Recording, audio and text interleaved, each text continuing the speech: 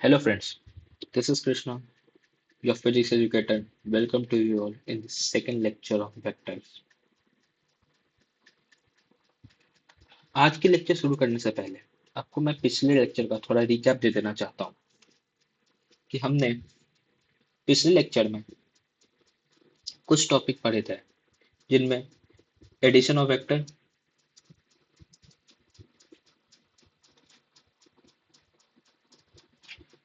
Subtraction of vector,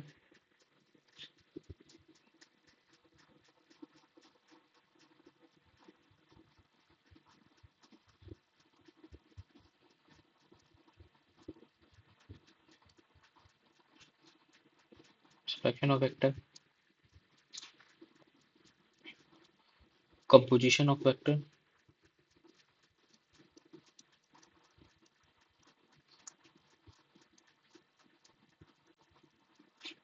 और unit vector. ये हमने कवर किया था।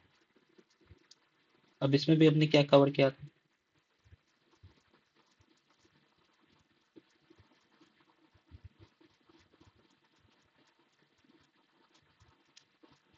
इसमें भी हमने एडिशन ऑफ वेक्टर में पढ़ा था ट्रायंगल लॉ,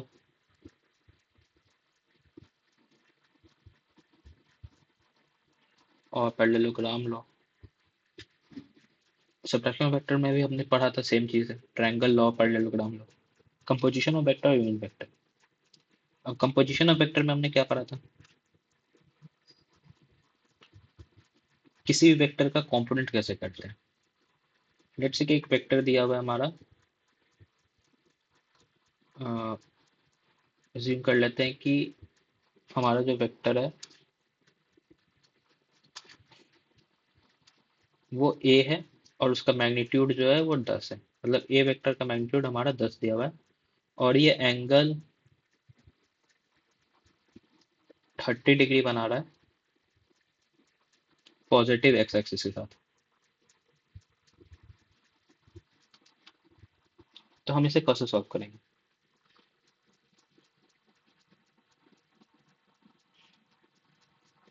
इसके लिए हमें ये देखा था कि ये हमारा कोऑर्डिनेट एक्सिस है जिसमें ये वाई है, ये एक्स है और यहाँ पे ये जेड है, कैप सॉरी।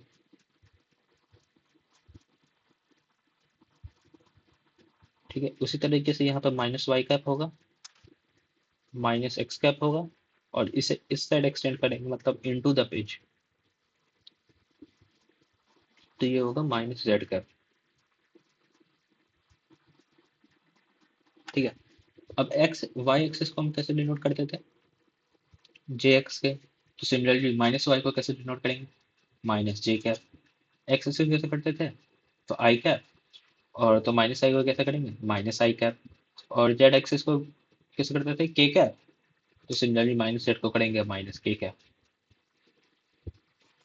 ये हमारा हो गया बेसिक आइडिया कंपोज ये कंपोनेंट ऑफ वेक्टर्स के डायरेक्शन का।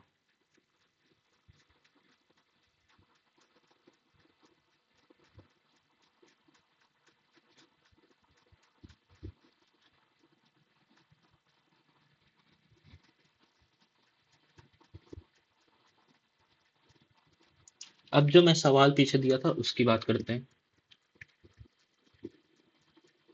कि हमारा जो वेक्टर है वो अज्यूम करते हैं एक्स वाई प्लेन में ही है, एक्स और वाई, जिसकी मैग्नीट्यूड 10 दी हुई थी। ए वेक्टर है जिसकी मैग्नीट्यूड 10 है और इसे ये 30 डिग्री बना रहा है एक्स एक्सिस, पॉजिटिव एक्सिस। तो इसकी कंपोनेंट क्या होगी?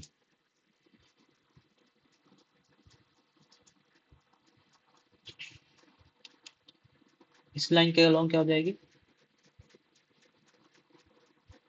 Sorry,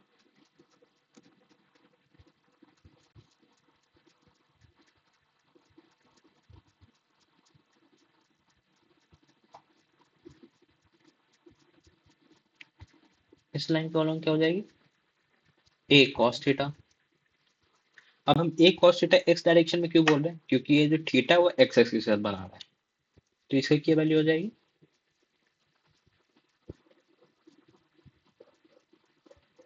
10 into cos 30। cos 30 हमारा √3/2 होता है। ये हमारा आई कैप हो गया। और सिमिलरली वाई डायरेक्शन में क्या हो जाएगी, sin 30। sin 30 हमारी 1/2 होती है, तो ये 5 हो जाएगा, 5 j कैप। तो हम क्या बोल सकते हैं कि ए वेक्टर हमारा किस कॉम्पोनेंट से, किन किन कॉम्पोनेंट से बना है, 5√3 आई कैप प्लस 5 j कैप। ठीक है।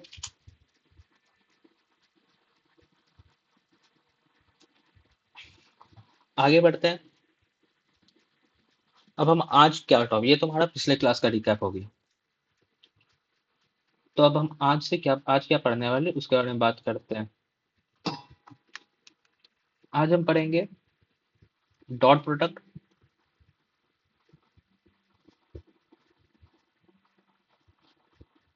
स्केलर प्रोडक्ट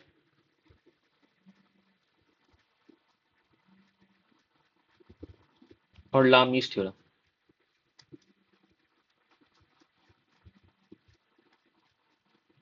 जिसमें इन दोनों से हर बार सवाल आता है।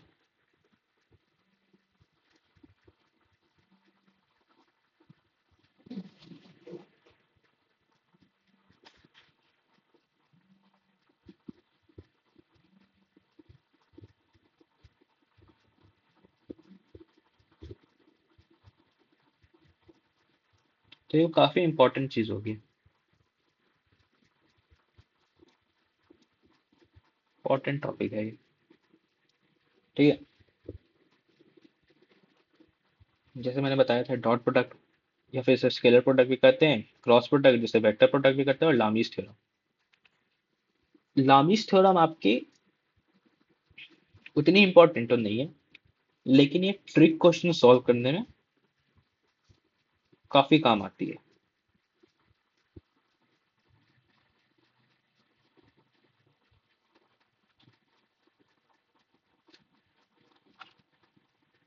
ट्रिक क्वेश्चन में काफी काम आती है।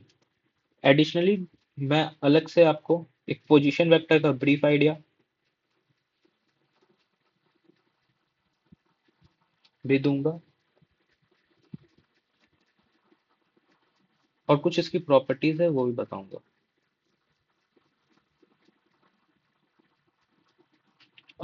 हाँ, डॉट प्रोडक्ट स्केलर प्रोडक्ट की तो, डॉट प्रोडक्ट और वेक्टर प्रोडक्ट की तो हम प्रॉपर्टीज भी डिस्कस करेंगे ही करेंगे।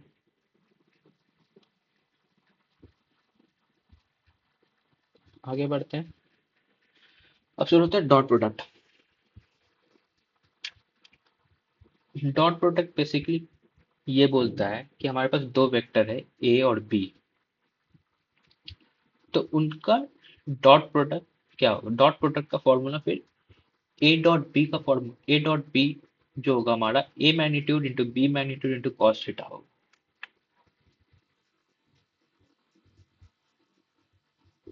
जैसे कि लेट्स से कि हमारा ए वेक्टर है, जिसकी मान लीजिए आप आई कैप प्लस जे कैप प्लस के कैप है, और हमारा बी वेक्टर है जो कि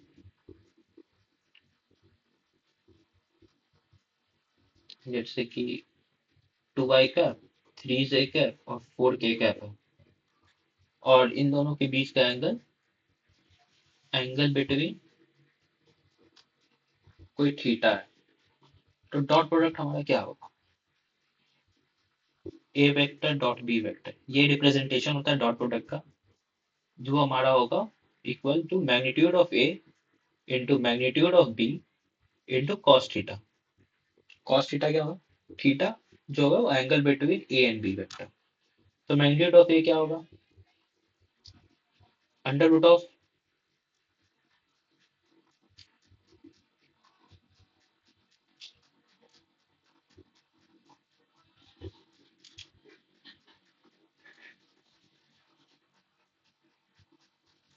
under root of 1 square 1 square 1 square into magnitude of B क्या होगा, under root of 2 square 3 square 1 square into cos theta. इसको आप सॉल्व करिएगा तो under root 3 into 4 square 9 square 13 square 13 plus 1 14 into root 14 ये बनेगा, और साथ में आएगा कॉस थीटा। ये होगा dot product of A and B.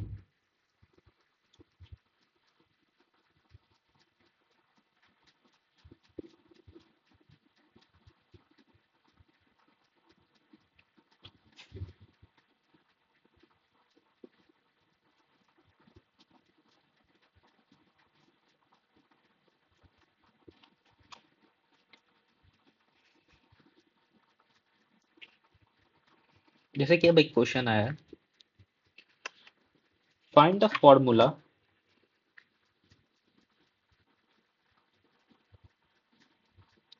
find the formula for the projection and the component of A and B vector।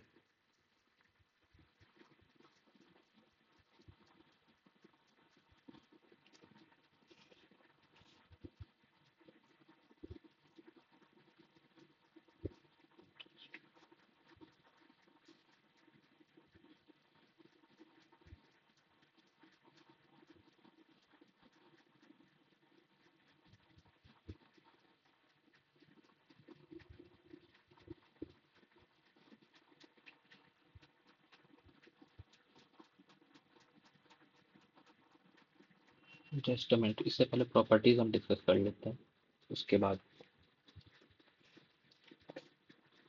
अब dot product की ये प्रॉपर्टीज होती हैं कि अगर ए डॉट बी है तो बी डॉट ए भी लिख सकते हैं हम।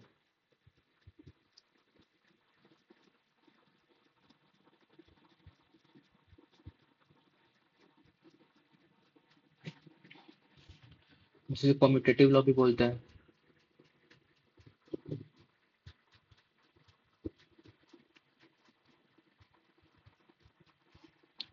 अगर हमारा A dot dot B vector plus plus minus C vector है तो हम उसे ए डॉट बी वेक्टर और plus B dot C vector लिख सकते हैं, जिसको डिस्ट्रीब्यूटिव लॉ बोलते हैं।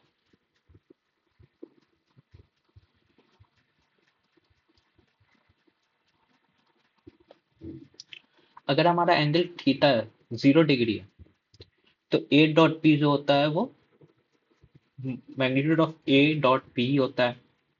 और थीटा हमारा 90 डिग्री है तो ए डॉट बी हमारा 0 होता है। इसका प्रूफ अभी हम देखेंगे इन दोनों का। उसी तरीके से अगर ए डॉट ए वेक्टर है तो उसकी magnitude of A into A vector cos 0 degree होगा, क्योंकि दो वेक्टर के बीच का एंगल 0 डिग्री, दो सेम वेक्टर के बीच का एंगल 0 डिग्री होता है। अगर कॉस ऑफ 180 डिग्री है तो minus of modulus of A dot B A vector into B vector होगा। इसका भी प्रूफ देखेंगे अभी हम। और इसका तो आप एग्जाम्पल सब समझ सकते हैं कि जैसे समझ लीजिए कि हमारा वेक्टर है ए वेक्टर जो है आई कैप, और साथ में हमारा एक और vector B cap B vector है जो है आई कैप। तब ए डॉट बी क्या होगा? ए डॉट बी होगा आई कैप, सॉरी,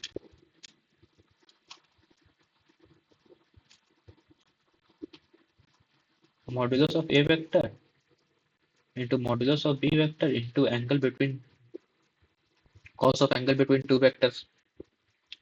इसको जब आप सॉल्व करिएगा तो मॉड्यूलस ऑफ ए वेक्टर हमारा 1 आएगा और मॉड्यूलस ऑफ बी वेक्टर भी हमारा 1 आएगा। अब थीटा हमारा 0 डिग्री होगा। 0 डिग्री क्यों होगा? क्योंकि ए वेक्टर भी हमारा आई कैप में है, बी वेक्टर भी हमारा आई कैप में ही है से। तो ये दोनों पैरेलल वेक्टर्स हैं तो इन दोनों की एंगल 0 डिग्री होती है। क्योंकि आपको याद होगा कि पहले लेक्चर में मैंने बताया था कि अगर एक वेक्टर वेक्टर का ये प्रॉपर्टी होता है कि उसे सेम डायरेक्शन में कहीं पे भी ट्रांसफर किया जा सकता है। तो इन दोनों, अगर ये मान लीजिए हमारा ए वेक्टर है और ये हमारा बी वेक्टर है तो इसे हम ऐसे लिख सकते हैं I cap A vector into comma B vector.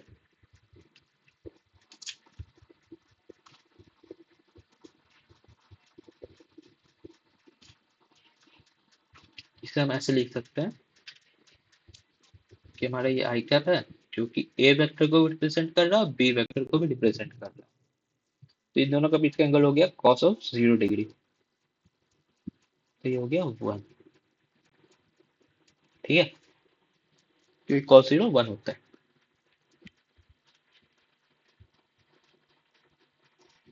जैसे मैंने बोला था कि अब हम कुछ प्रूफ्स देख लेते हैं इनका। जैसे A dot B vector A vector का मैग्नीट्यूड इंटू बी वेक्टर का मैग्नीट्यूड होता है अगर इफ थीटा इज 0 डिग्री। तो हम एलएचएस से चलते हैं। A vector dot B vector, इन दोनों का फॉर्मूला ऐसा होगा A dot B vector into cos theta. A vector magnitude of A vector into B vector. अब थीटा क्या हमारा 0 डिग्री, तो cos of 0 degree. Cos of 0 सबको पता होगा क्या होता है 1। तो क्या बन गया ये ए वेक्टर का मैग्नीट्यूड इंटू बी वेक्टर का मैग्नीट्यूड, जो कि सेम है आरएचएस की तरह। तो ये हमारा एक प्रूफ हो गया। Similarly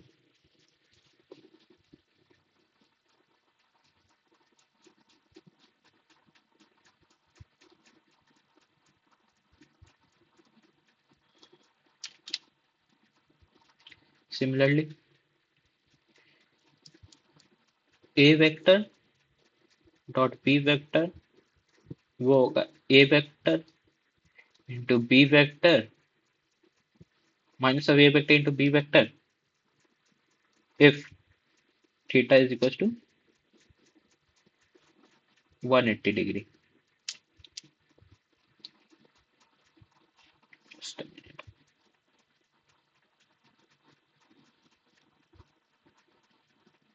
if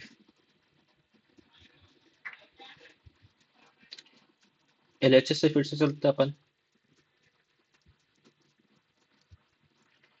A vector dot B vector is equal to A vector B vector cos theta. अब थीटा हमारा क्या है 180 डिग्री। तो ए vector B vector cos of 180 degree, जो कि होगा minus of A vector into B vector. Cos of 180 degree minus होता है, -1 होता है।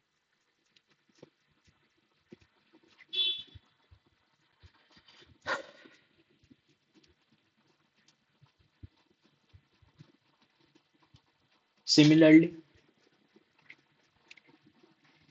A vector dot B vector 0 होता है if theta equal to 90 degree.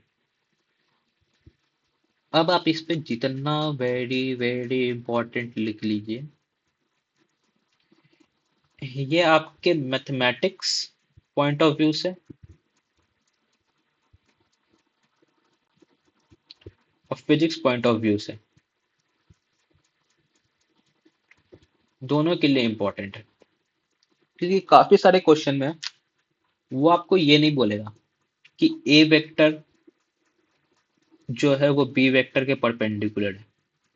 वो ये बोलेगा कि ए वेक्टर जो है बी वेक्टर के साथ डॉट प्रोडक्ट करने पे 0 देता है।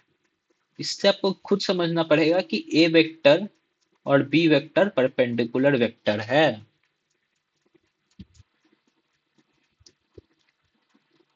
अब इसका प्रूफ देख लेते हैं। इसमें भी हम एलएचएस से शुरू करेंगे। A vector dot B vector is equal to A vector B vector का modulus into cos of cos theta. ठीक है, A vector into B vector into cos of 90 degree. अब कॉस ऑफ 90 क्या होता है, वो 0 होता है। तो ये पूरा प्रोडक्ट हमारा 0 बन जाता है। अब इसी चीज में क्वेश्चन अगर एग्जामिनर चाहे तो ये भी लिख सकता है।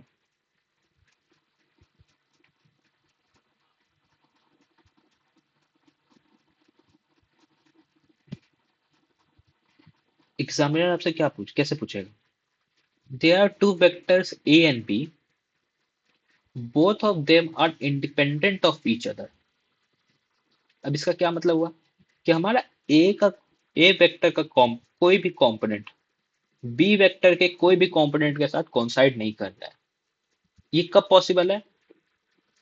जब हमारा ए वेक्टर बी वेक्टर सिर्फ एक्सिस पे लाई करे, या तो ए वेक्टर यहाँ हो जाए और बी वेक्टर यहाँ पे हो जाए, या फिर वाइस वर्सा, या फिर ए वेक्टर यहाँ हो जाए या फिर बी वेक्टर यहाँ हो जाए, इसका भी वाइस वर्सा। तो ये चार केस जो जो भी पॉसिबिलिटी है सारे को फुलफिल करना चाहिए, मतलब कि ए वेक्टर बी वेक्टर एक दूसरे के परपेंडिकुलर ही होगा। मतलब आपको उस केस में क्या करना है, डॉट प्रोडक्ट जीरो।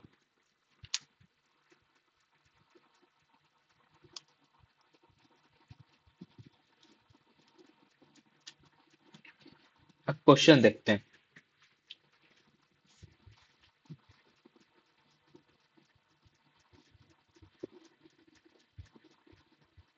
वो डिस्कनेक्ट हो गया था लैपटॉप से। आगे बढ़ते हैं। Find the formula for the projection the component of A and B vectors. इसमें क्या बोल रहे हैं कि हमें स्केलर प्रोजेक्शन, स्केलर प्रोजेक्शन की बात चल रही है क्योंकि डॉट प्रोडक्ट पढ़ा है हमने। स्केलर प्रोजेक्शन मतलब हो गया सिर्फ लेंथ, हमें डायरेक्शन नहीं चाहिए। इसी को हम कंपोनेंट ऑफ वेक्टर से बोलते हैं। Component of B vector of A vector along B vector, ये हमें निकालना है। इसको रिप्रेजेंटेशन करने की तरीका ऐसी होती है। Component of B vector into A vector is equals to A dot B upon B vector. ये हो गया।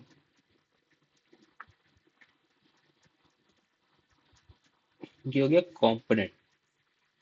अब बात करेंगे वेक्टर प्रोजेक्शन के बारे में।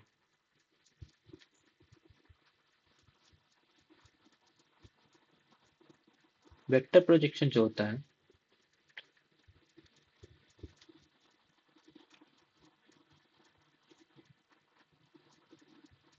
एक वेक्टर जो बी की तरफ पॉइंट करता है, वेक्टर पॉइंटिंग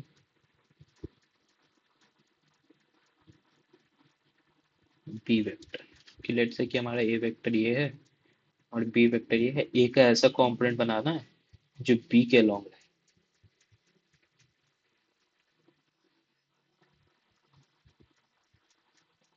और यहाँ पे एंगल थीटा है, तो अब इसका जो ये जो होता है, मान लीजिए ए कॉस थीटा जो होगा हमारा, वो बनेगा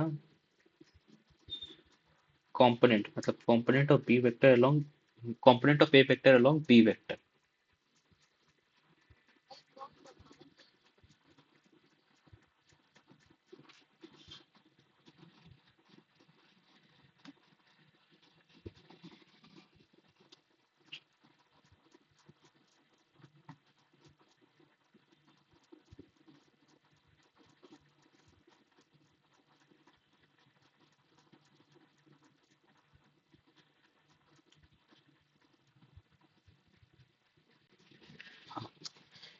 हमारा ये उसका मतलब होता है ए कॉस थीटा जो होगा वो component of A vector along B vector होगा ना।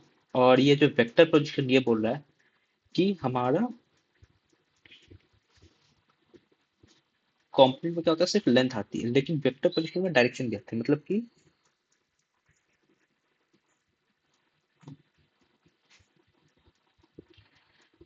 तो मतलब की हो जाएगा कि हमारा जो बी वेक्टर है, अगर उसमें डायरेक्शन हो, नहीं सॉरी, जो ए वेक्टर है उसके कंपोनेंट में अगर बी वेक्टर का डायरेक्शन आ जाए तो हो जाएगा वेक्टर प्रोजेक्शन। तो इसको कैसे लिखते हैं? ये होता है, इसको रिप्रेजेंट करने का तरीका होता है projection of A vector along B vector is equals to A dot B upon B vector into B vector. अगर आप ध्यान से अब देखें, ये क्या लिखा हुआ है, ये चीज लिखा हुआ है।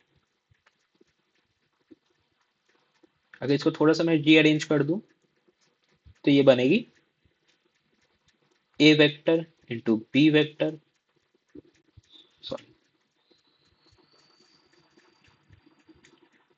Upon modulus of B vector. ठीक है,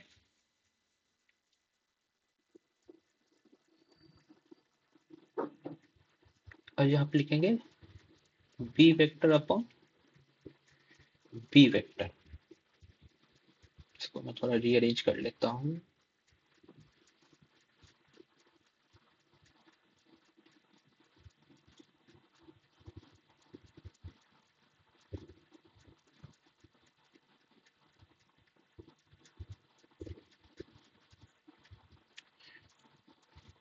जिसको फर्दर रीअरेंज करेंगे तो हमारा बनेगा A vector dot B vector into modulus of B vector into cap of B vector. मतलब बी का यूनिट वेक्टर का बस मल्टीप्लीकेशन होगा और कुछ नहीं, कंपोनेंट के जगह। मतलब कंपोनेंट तो हमारा वही हो गया, इसे हम लिख सकते हैं component of B vector into B cap. ये चीज लिखी हुई है इसमें।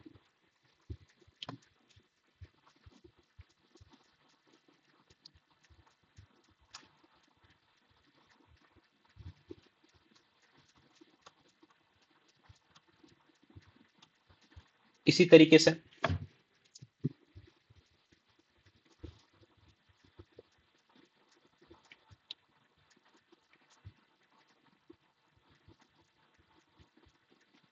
Projection of B vector on A vector निकालते हैं।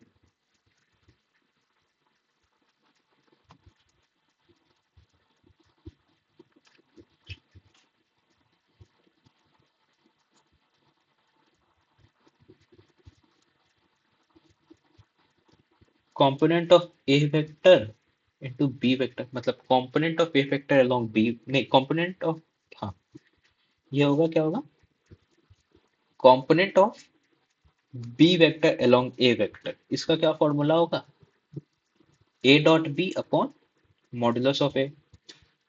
और सिमिलरली अगर वेक्टर प्रोजेक्शन की बात करें,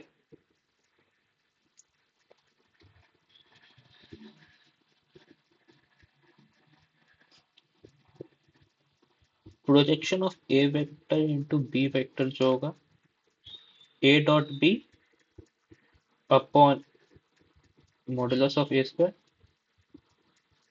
सब जगह वेक्टर चल रही है, इनटू जिसके अलोंग चाहिए उसका डायरेक्शन, मतलब ए वेक्टर।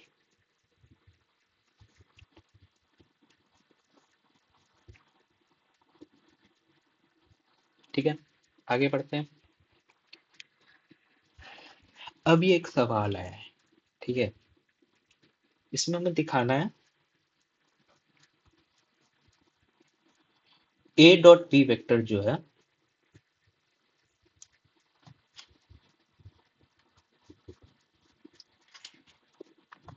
ए डॉट बी वेक्टर जो है,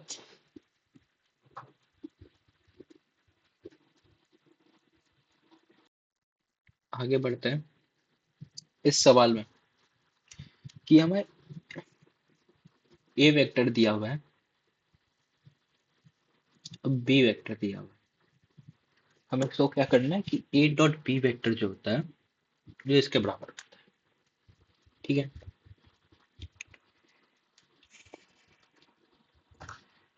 अब हम क्या लिख सकते हैं, इसे ऐसे लिख सकते हैं, A vector dot B vector is equal to A x I cap A Y J cap A Z के cap dot of B x I cap B Y J cap B Z के cap. अब क्या करेंगे, normal multiplication, जैसे कि जब हम maths में करते हैं। तो ये क्या बनेगा,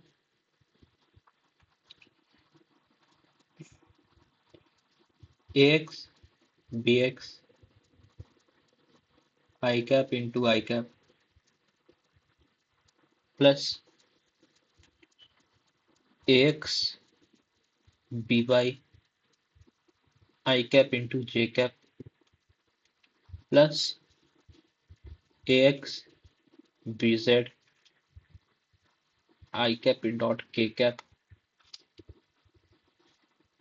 plus ay into by, sorry,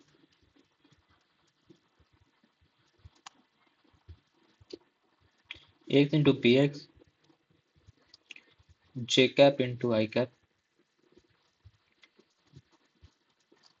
ay into by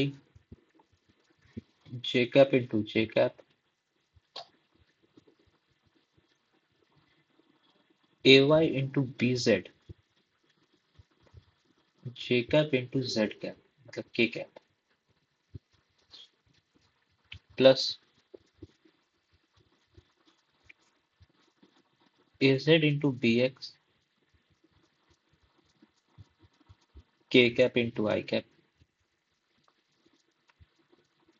az into by k cap into j cap plus az into bz k cap into k cap। अब इस चीज को लिखते समय आप ये बात ध्यान रखिएगा कि आपसे एक भी टर्म मिस ना हो, और साथ में आप यूनिट वेक्टर जो देख रहे हैं डायरेक्शन वेक्टर, वो जिसका पहला है उसी का आता है, जो दूसरा है वही आता है। ये बात आप ध्यान में रखिएगा। अब डॉट प्रोडक्ट में तो इससे कुछ फर्क नहीं पड़ता, लेकिन जब क्रॉस प्रोडक्ट पढ़िएगा उसमें हमारा ऑर्डर रिवर्स आने लगता है। जैसे इसमें A X equal to A X है, ए एक्स का हमारा आई कैप होता है तो आई कैप पहले आया, और बी वाई का जे कैप है तो जे कैप बाद में आया। तो इसमें क्या होता है, अगर डॉट प्रोडक्ट का बात करें, प्रॉपर्टी से हम ये बोल सकते हैं I cap is equals to one होता है,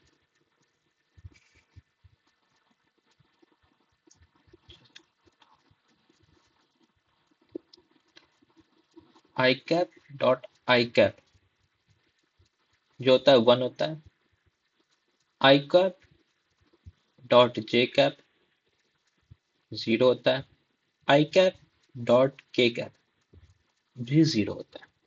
अब ये देखिए, ये सोचने वाली बात ये है कि ये वन क्यों हो रहा है और ये सब जीरो क्यों हो रही है।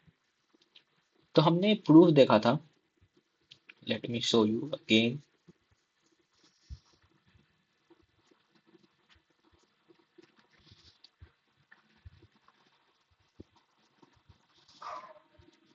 ये वाली कि एक आई कैप है, बी भी आई कैप है, तो ए डॉट बी जो होगा वो वन इंटू वन हो जाएगा, क्योंकि इसका मैग्नीट्यूड वन हो जाएगा, कॉस्ट क्या होगा, 0 डिग्री हो जाएगा।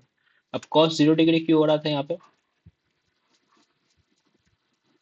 कॉस्ट 0 डिग्री इसलिए हो रहा था क्योंकि ये दोनों वेक्टर पैरेलल हो जाएंगे, मतलब क्योंकि डायरेक्शन सेम है तो ये दोनों वेक्टर पैरेलल हो जाएंगे, तो उससे हम इन दोनों को पैरेलली ट्रांसमिट कर सकते हैं या फिर ट्रांसपोज कर सकते हैं, तो इससे वो जीरो हो जाएगा। यहाँ पे ये प्रॉपर्टी नंबर 7 और प्रॉपर्टी नंबर 8 भी आप देख सकते हैं। क्वेश्चन पे वापस आते हैं। तो बाय, एक मिनट, जस्ट अ मिनट।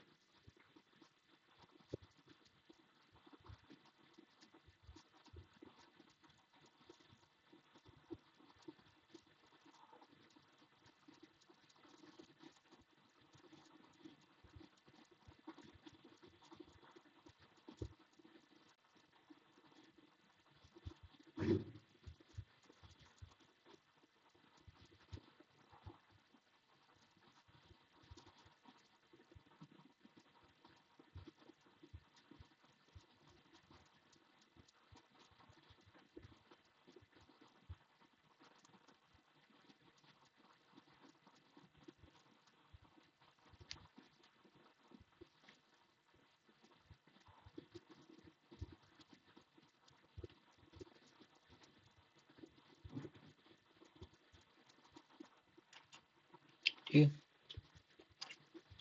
अब हम इस भाई प्रॉपर्टी नंबर 7 से हम ये बोल सकते, प्रॉपर्टी नंबर 7 और 8 से हम ये बोल सकते हैं कि ये वाला टर्म हमारा जीरो,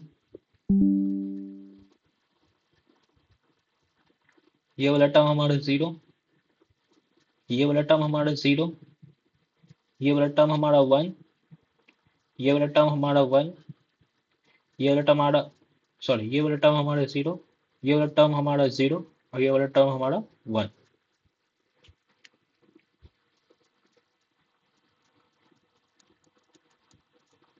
तो यहाँ से क्या बन जाएगी, बचा क्या क्या हमारे पास, A X B x I cap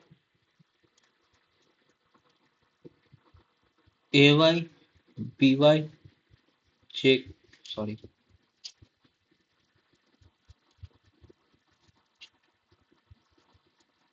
J cap J cap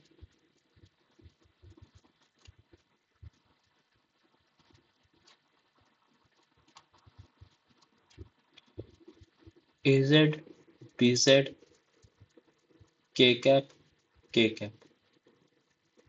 जो कि हो जाएगा A X B X A Y B Y A Z B Z root, जो कि हमें प्रूव करना था।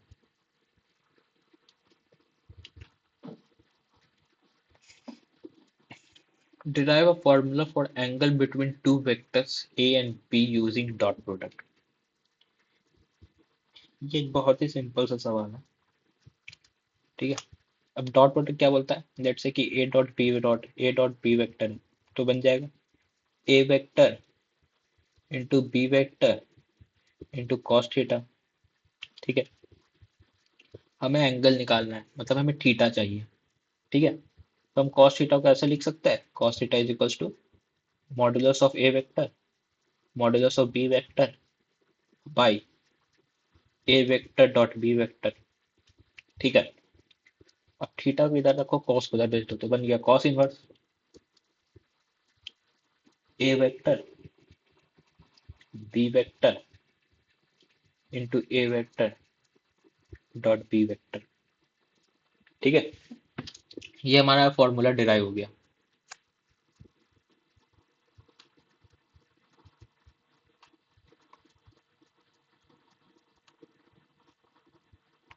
इससे तो दिखेगी नहीं, एक काम करता हूँ मैं,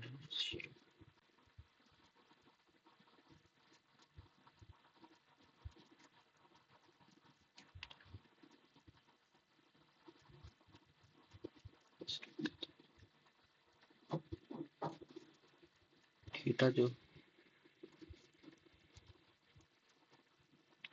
थीटा जो होगा कॉस इनवर्स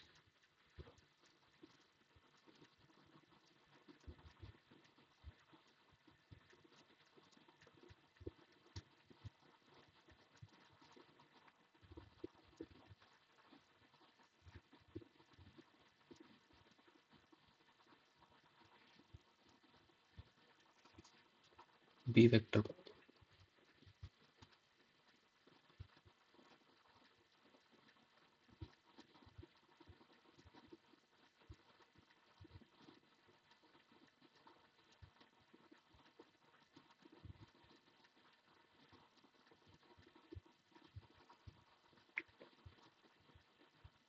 ठीक है। आगे बढ़ते हैं, जो कि हमें निकालना था थीटा, वो हमारा आ चुका है। Theta is equals to cos inverse modulus of A vector into B vector by A vector dot B vector. आगे बढ़ते हैं। ये क्वेश्चन इस लेवल के लिए बढ़िया है क्योंकि इसमें मैनिपुलेशन बहुत है, ठीक है।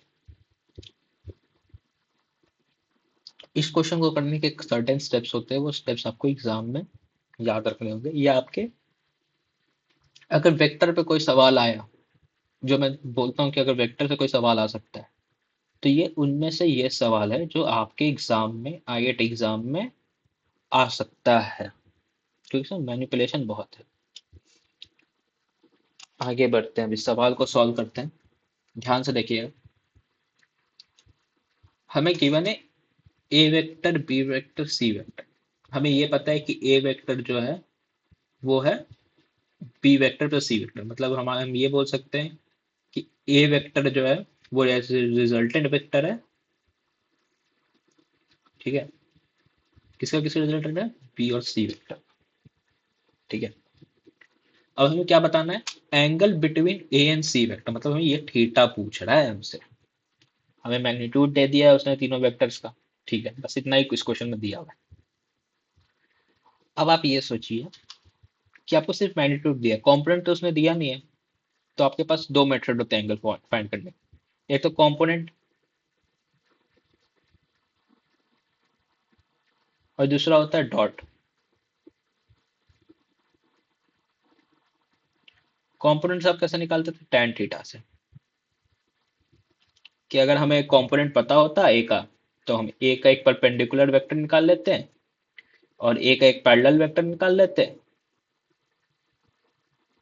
ठीक है, और फिर पाइथागोरस ये हम बोल देते हैं परपेंडिकुलर अपॉन बेस जो होगा हमारा वो tan थीटा के बराबर होगा, जिससे हमें थीटा पता चल जाता है। लेकिन हमें कंपोनेंट तो दिया नहीं, तो अब बचा भी डॉट प्रोडक्ट बसा हुआ। अब आप इसमें थोड़ा सा ध्यान से देखिए। अब आप कि हमें डॉट प्रोडक्ट के लिए क्या चाहिए, ए डॉट सी चाहिए। तब तो हमें ये पता चलेगा कि ए का और सॉरी ए और सी वेक्टर के बीच का एंगल कितना है। ठीक है, अब हम लोग कुछ उपाय करते हैं और ए और सी वेक्टर का डॉट निकालते हैं।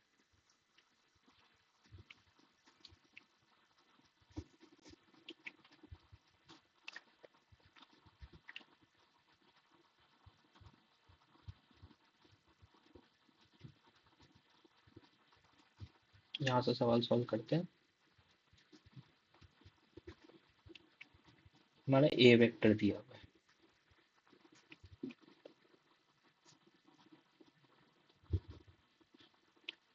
कुछ हमें समझ नहीं आ रहा। लेट्स से कि हम स्क्वायर करते हैं, squaring on both side.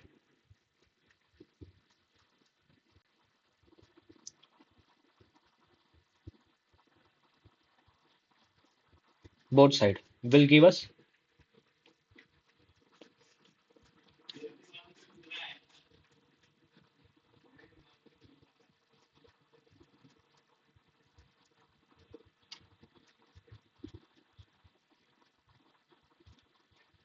Modulus of A vector का होल स्क्वायर, क्योंकि ए का ए के साथ डॉट हो रहा है, तो अल्टीमेटली वो मॉडुलस ही बन जाएगा और उसका फिर स्क्वायर हो जाएगा। B vector plus C vector dot B vector with C vector. ठीक है, आगे सॉल्व करते हैं इसको। ये बनेगा ए वेक्टर उसका मॉडुलस, इसमें अगर ए प्लस बी का होल स्क्वायर का फॉर्मूला लगा दें तो बी वेक्टर का होल स्क्वायर सी वेक्टर का whole square plus two B dot C. ठीक है,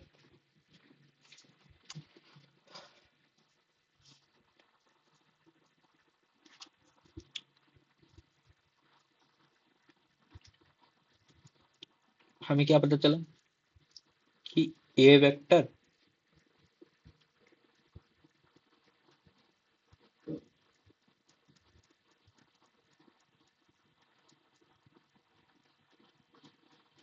ये है। अब हमें ए मॉड्यूलस पता था, कितना था ए मॉड्यूलस हमारा, 543। ए मॉड्यूलस हमें पता था कि 5 है, 5 का होल स्क्वायर। बी का पता था 4 है, इसका भी होल स्क्वायर। और फिर सी का भी हमें पता था क्या था, plus two B vector dot C vector. इसको आगे सॉल्व करेंगे। 25, 16, 9, 10, 2 बी डॉट सी। इसको इधर भेज दिया, इसको इधर भेज दिया। 25/-25/2 B vector dot C vector, जो कि आ रहा है बी डॉट सी 0। इससे अब हम क्या पता चलता है, इससे ये पता चलता है कि बी वेक्टर और सी वेक्टर जो है वो है परपेंडिकुलर वेक्टर। ठीक है, अब अगले स्टेप पे चलते हैं।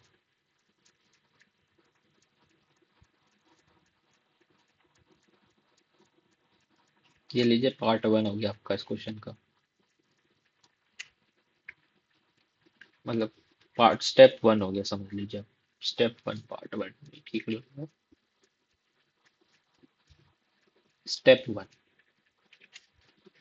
आगे चलते हैं स्टेप टू पे। अब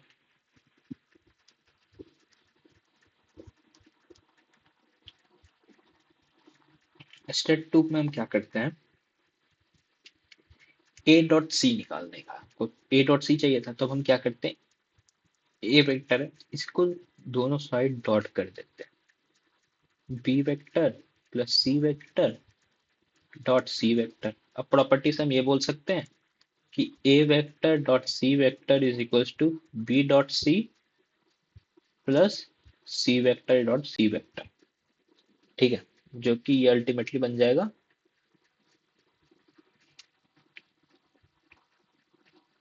पहले स्टेप में ही लिख देता हूँ मैं, A vector dot C vector is equals to B vector dot C vector plus modulus of C vector. अब ये तो जीरो है यहाँ से, कि ए और बी जो है परपेंडिकुलर वेक्टर है। अब ये जीरो हो गया तो ये बन गया हमारा A vector dot C vector is equals to modulus of C vector. मतलब ए डॉट सी हमारा क्या आ रहा है, सी वेक्टर का होल स्क्वायर कितना होगा, 9। 9 आ गया। यहां से हमें पता चल गया ए डॉट सी जो है वो 9 है। ठीक है, ये एक हमारा इंपॉर्टेंट चीज आ गया, ये वाली चीज। आगे बढ़ते हैं, या फिर इसको मिनिमाइज कर देता हूँ मैं। नहीं, अभी नहीं चलता।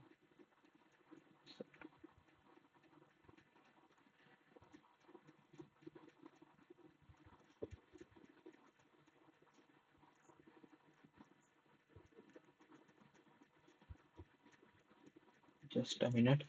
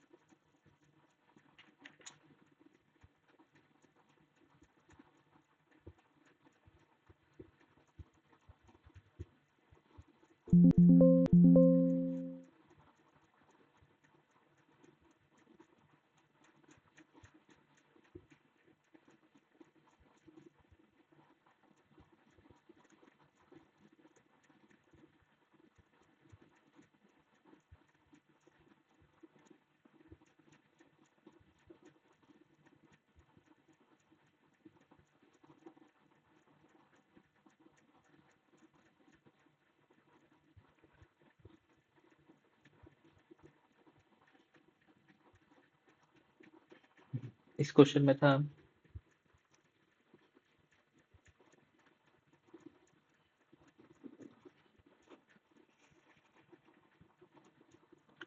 आगे बढ़ते हैं।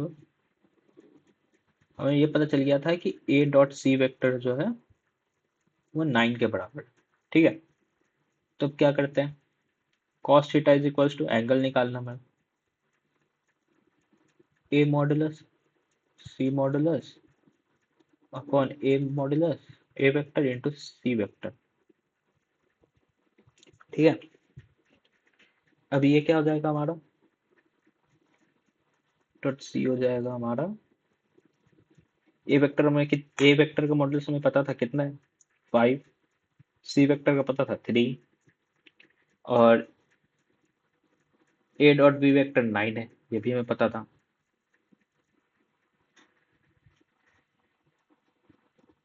Sorry sorry sorry, 1/cos theta, ये बन जाएगा cos theta is equals to 9/5.3, जो कि बनेगा theta is equals to cos inverse 3/5। अब थीटा जो होगा कॉस इनवर्स 3/5, मतलब कि ऐसी थीटा की कौन सी वैल्यू होगी जिसपे कॉस थीटा जो होगा 3/5। तो ये थीटा होता है 53 डिग्री। कुछ आपको मैं एंगल्स लिख दे रहा हूँ, ये याद कर लीजिएगा। जैसे कि थीटा अगर 53 है तो कॉस 53 3/5 होता है, ठीक है। साइन 53 4/5 होता है। अगर थीटा अगर 45 ये 37 डिग्री है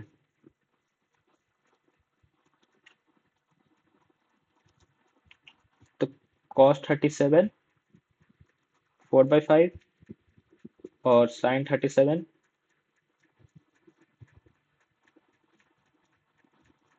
3/5 होता है। ये याद कर लीजिएगा। अब आगे बढ़ते हैं। यहाँ से मैं आ गया थीटा 57 जो कि आंसर है। आगे बढ़ते हैं। गिवन दैट ए वेक्टर और बी वेक्टर है, ठीक है। अब ए बी वेक्टर परपेंडिकुलर है, मतलब ये क्वेश्चन अल्टीमेटली में क्या हिंट दे रहा है, डॉट प्रोडक्ट के बारे में। दो वेक्टर अगर परपेंडिकुलर होते हैं, A vector B vector perpendicular है, तो ये अप्लाई करता है कि ए डॉट बी जो होगा वो जीरो होगा। तो आगे बढ़ते हैं, अब इसको सवाल को सॉल्व करते हैं। हम ए डॉट बी निकाल लेते हैं। क्या आएगा, A I cap -2j cap plus K cap dot 2ai cap A J B cap A J cap +4, ठीक है। जो कि जीरो के बराबर होना चाहिए क्योंकि परपेंडिकुलर है दोनों वेक्टर।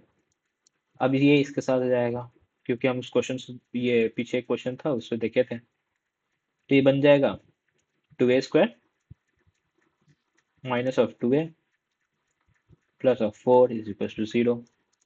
अब इसे फैक्टराइज कर देते हैं या फिर 2 कॉमन निकाल लेते हैं।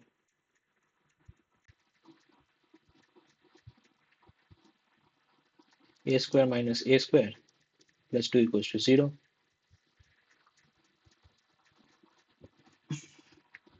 यहाँ से a की वैल्यू में आपको पता है क्या आनी चाहिए।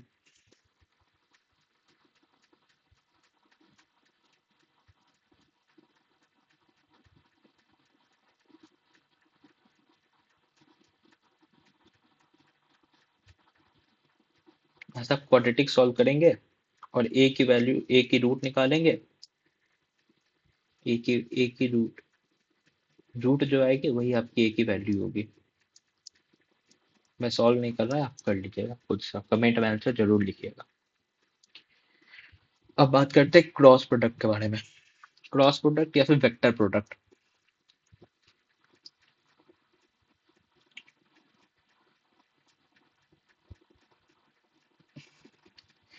अगर a vector a x i plus a y plus z a Z के कैप हो और बी एक्स आई कैप बी वाई जे कैप प्लस बी जेड दो वेक्टर है हमारे, तो इसका क्रॉस प्रोडक्ट होता है ए बी साइन थीटा। अब साइन थीटा क्या होता है, angle between A and B vector, ठीक है। एन कब क्या होता है, स्केलर क्वांटिटी होती है। एन इंटू ए मतलब कि इसकी जो डायरेक्शन होगी वो हमेशा इन दोनों वेक्टर के परपेंडिकुलर ही होगी। अब इसे डायरेक्शन निकाला कैसे जाता है, राइट हैंड थंब रूल का हम यूज करते हैं डायरेक्शन निकालने के लिए। Direction of A and B are determined by right hand thumb rule. क्या बोलता है, जैसे कि अब हमें ए क्रॉस बी निकालना है, तो हमारा राइट हैंड का लोअर पार्ट ए की तरफ रहेगा और वो ये राइट हैंड का फिंगर बी की तरफ कर्ल करेंगे। इससे हमें क्या पता चलता है कि हमारा जो रिजल्टेंट वेक्टर है वो आउट ऑफ द पेज है, ठीक है। मतलब कि क्रॉस है। आउट ऑफ द पेज को ऐसे रिप्रेजेंट करते हैं और इनटू द पेज को ऐसे, मतलब कि अंदर है। कुछ स्पेशल नोट्स है इसमें। और मान लीजिए कि आपका a a vector into B vector dot a vector है या फिर वाइस वर्सा है, तो वो जीरो के बराबर होता है। क्यों, क्योंकि मान लीजिए कि आपका वेक्टर ऐसे है, बी वेक्टर है ये और ये ए वेक्टर है, ठीक है। अब इसके परपेंडिकुलर होगा कोई भी वेक्टर जो भी इसका रिजल्टेंट होगा, या तो परपेंडिकुलर बाहर होगा या तो अंदर होगा। अब परपेंडिक किसी भी आर वेक्टर को वो क्या होगा फिर परपेंडिकुलर हो जाए, क्योंकि वो इस एक्सिस पर लाई करेगा, वो किसी भी एक्सिस के परपेंडिकुलर हो जाएगा। तो अब जो आर वेक्टर होगा वो किसी भी वेक्टर ए वेक्टर हो या फिर बी वेक्टर हो, दोनों के परपेंडिकुलर हो जाएगा, जिससे उन दोनों का रिजल्टेंट जीरो आ जाएगा डॉट प्रोडक्ट करेंगे तो। ये तो डॉट प्रोडक्ट की प्रॉपर्टी होती है। ये भी आपको बहुत जगह ट्रिक क्वेश्चन में यूज करते हुए दिखेगी आपको ये। और ये एरिया निकाला जाता है कि लेट से कि हमारा बी वेक्टर है, ए वेक्टर ये रहा, थीटा उनको बी वेक्टर के साथ पता है, ये रहा थीटा। तो हम इसका परपेंडिकुलर वेक्टर निकाल सकते हैं जो कि ये होगा। क्या होगा, कॉम्पोनेंट करेंगे ए वेक्टर का, तो ए साइन थीटा, और इधर क्या होगा, ए कॉस थीटा। लेकिन हमें उससे कोई मतलब नहीं है, हमें इस ट्रायंगल की एरिया पता करनी। ठीक है, तो क्या होगा, half base into height, half height के बेस, बेस क्या है बी, इंटू हाइट ए साइन थीटा। अब एरिया में ये चीज याद रखिएगा कि आपका वेक्टर जो है वो निगेटिव नहीं हो सकता, इसलिए इसका मॉडुलस लेंगे पॉजिटिव।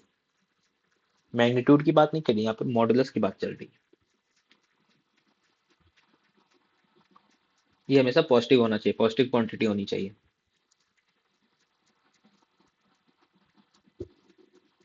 ठीक है, तो वही लिखा हुआ ए डॉट बी वेक्टर जो होगा वो हमेशा पॉजिटिव होगा, ए क्रॉस बी वेक्टर जो होगा हमेशा पॉजिटिव होगा। तो ए vector into B vector into sine theta लिख सकते हैं, क्योंकि मैग्नीट्यूड ऑफ ए तो हमेशा पॉजिटिव होगा, मैग्नीट्यूड ऑफ बी भी हमेशा पॉजिटिव होगा, और साइन थीटा जो होगा वो फर्स्ट और सेकंड क्वाड्रेंट में पॉजिटिव ही होता है। तो ये तो नेगेटिव हो नहीं सकता है, तो ये भी पॉजिटिव।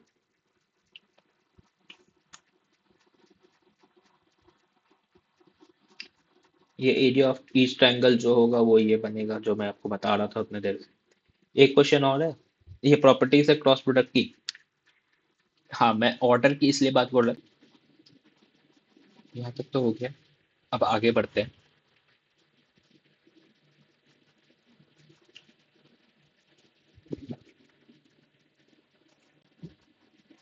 प्रॉपर्टीज ऑफ डॉट नहीं, क्रॉस प्रोडक्ट।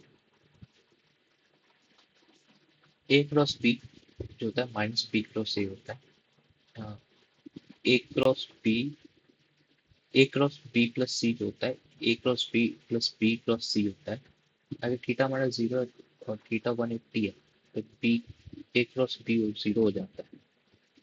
अब ऐसा क्यों हो रहा है, क्योंकि ए क्रॉस बी जो होगा वो ए बी साइन थीटा होगा।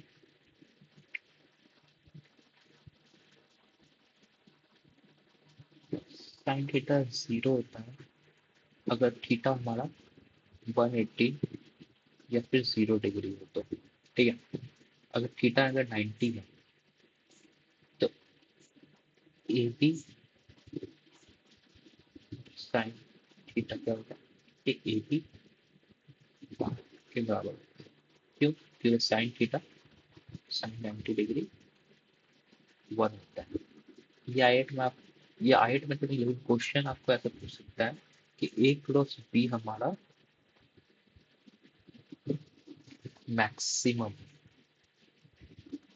इसका क्या मतलब होता है, इन दोनों के बीच का एंगल थीटा जो है वो 90 डिग्री है। ठीक है, अगर कोई दो सेम वेक्टर आपस में मल्टीप्लाई हो जाए, मतलब क्रॉस निकाल दे तो जीरो होगा, क्योंकि इन दोनों के बीच का एंगल 0 डिग्री हो जाएगा, थीटा जीरो हो जाएगा। थीटा वन जीरो या फिर 180 डिग्री होगा। अगर पैरेलल का केस है तो 0 डिग्री, अगर एंटी पैरेलल तो 180। उसी तरीके से आई क्रॉस आई जीरो, जे क्रॉस जे जीरो, के क्रॉस के जीरो होता है, और आई क्रॉस जे के बराबर, जे क्रॉस के आई के बराबर, और के क्रॉस आई जो है वो जे के बराबर। ये आपको इससे भी पता चल जाएगा, I cross K equals to J, K cross J equals to I, और I cross K equals to, sorry J cross I equals to K. ठीक है, आगे बढ़ते हैं। हाँ, इसे मैट्रिक्स नोटेशन नहीं कहते, डिटरमिनेंट नोटेशन कहते हैं। बेसिकली आपको इस डिटरमिनेंट, अगर कोई भी दो का आपको क्रॉस प्रोडक्ट निकालना है तो आपको डिटरमिनेंट बनाना है। ठीक है, अगर लेट से वेक्टर ए है तो B X B Y B Z ऊपर आएगा, उसके बाद अगर वेक्टर ए सेकंड पे है तो ए ए वाई ए जेड जो होगा सेकंड पे आएगा। अब जो सॉल्व करते करते हैं, I cap B Y A Z होता है minus A Y B Z होता है, ठीक है, माइनस ऑफ जे आता है जे कैप, और B X A Z minus of A X B Z होता है, ठीक है, प्लस ऑफ के कैप का होता है B X A Y minus of B Y A X. ये डिटरमिनेंट तो प्रॉपर्टी से डिराइव होता है जो आप मैथमेटिक्स में पढ़ेंगे। इसमें आपको बस एक चीज याद रखना है कि आई मतलब फर्स्ट रो जो फर्स्ट कॉलम जो होता है पॉजिटिव, मतलब आई जो हमारा पॉजिटिव होगा, लेकिन जब जे के साथ करेंगे तो माइनस आएगा, फिर के के साथ पॉजिटिव, ठीक है। और इस चीज का प्रूफ यही साथ में, मतलब ये इस चीज का प्रूफ है, डेरिवेशन इसका, ठीक है। आगे बढ़ते हैं। इस क्वेश्चन को करने से पहले आपको एक मैं ब्रीफ आइडिया दे देना चाहता हूँ पोजीशन वेक्टर का। लेट्स से कि हमारे पास वेक्टर ए है जो कि 3 2 1 है, ठीक है, और वेक्टर बी है जो 5 3 4 है, ठीक है। तो पोजीशन वेक्टर ए बी क्या होगा? पोजीशन वेक्टर ए बी होगा 5 - 3 आई कैप 3 - 2 जे कैप और 4 - 1 के कैप, ठीक है। ये पोजीशन वेक्टर, तो ये हो गया 2 आई कैप प्लस 3 सॉरी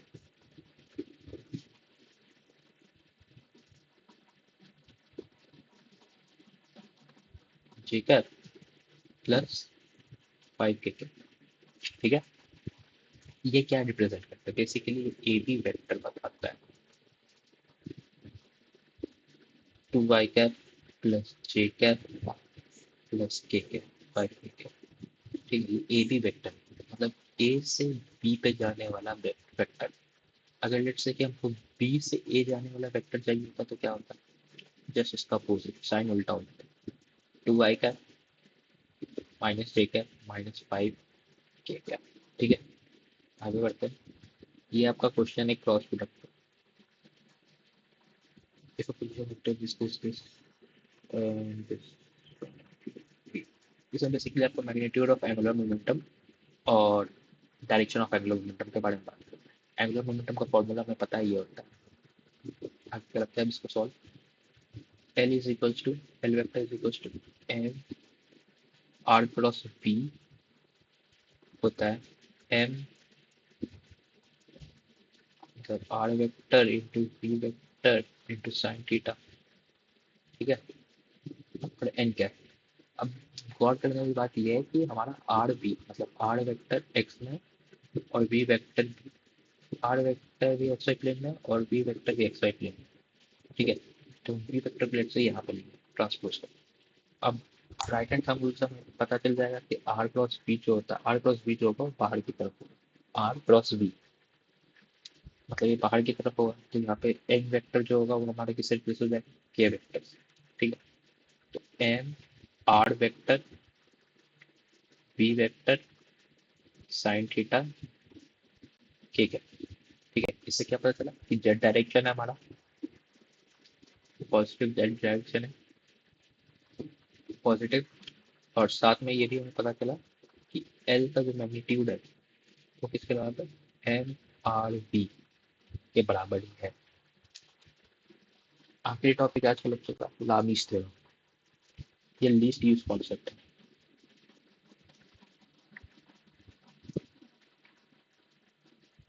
ठीक है। ये चीज आपको याद रखनी होगी कि अगर ए प्लस बी प्लस सी का सब जीरो है तो हम उसके एंगल को ऐसे निकाल सकते हैं, मतलब मॉड्यूलस ऑफ ए मतलब magnitude of A upon sine alpha, magnitude A के साथ बनने वाला ए के अपोजिट वाला एंगल अल्फा, बी के अपोजिट बीटा, सी के अपोजिट गामा। तो magnitude of A upon sine alpha is equal to magnitude of B upon sine beta is equal to magnitude of C upon sine gamma, ठीक है। इसी के साथ ये lecture खत्म होता है। नेक्स्ट लेक्चर में काइनेमेटिक्स करेंगे।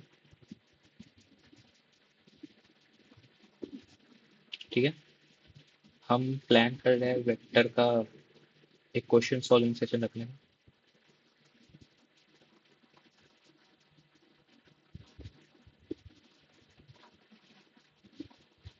इसके लिए आपकी ओपिनियन चाहिए होगी, यस या फिर नो। कमेंट में आंसर, कमेंट में जरूर बताएं।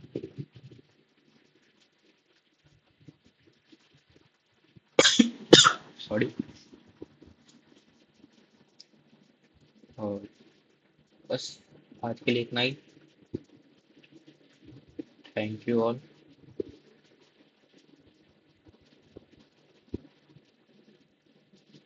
मिलते हैं नेक्स्ट नेक्स्ट नेक्स्ट सेशन।